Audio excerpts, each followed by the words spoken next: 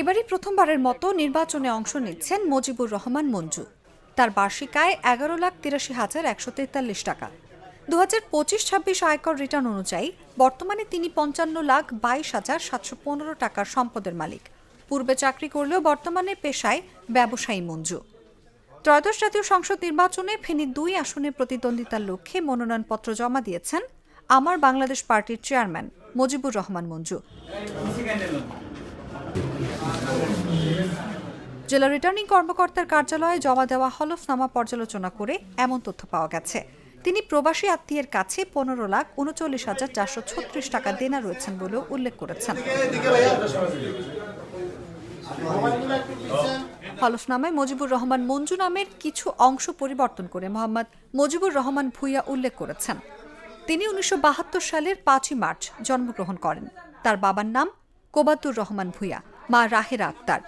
তার স্থায়ী ঠিকানা উল্লেখ করা হয়েছে ফেনী সদর উপজেলার সরসদী এলাকায়।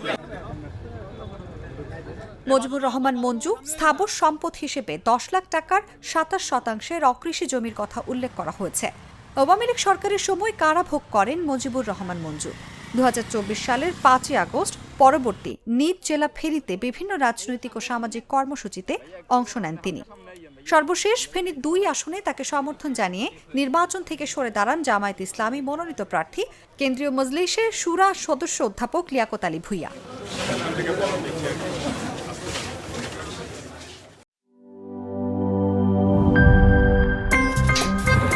আমার একটা স্মার্ট সিদ্ধান্তে 25% গ্যাসের খরচ কমেছে। ভাবছেন কিভাবে? সাধারণ গ্যাস স্টোভ বদলে আমি এনেছি আরএফএল গ্যাস স্টোভ। এর সাইন্টিফিক নজল ও ব্রাস বার্নার ক্যাপ সমানভাবে তাপ ছড়িয়ে রান্না করে দ্রুত। তাই গ্যাসও বাঁচায় 25%, টাকাও বাঁচে 25%। আরএফএল গ্যাস স্টোভ নিরাপদ ও গ্যাস সাশ্রয়ী।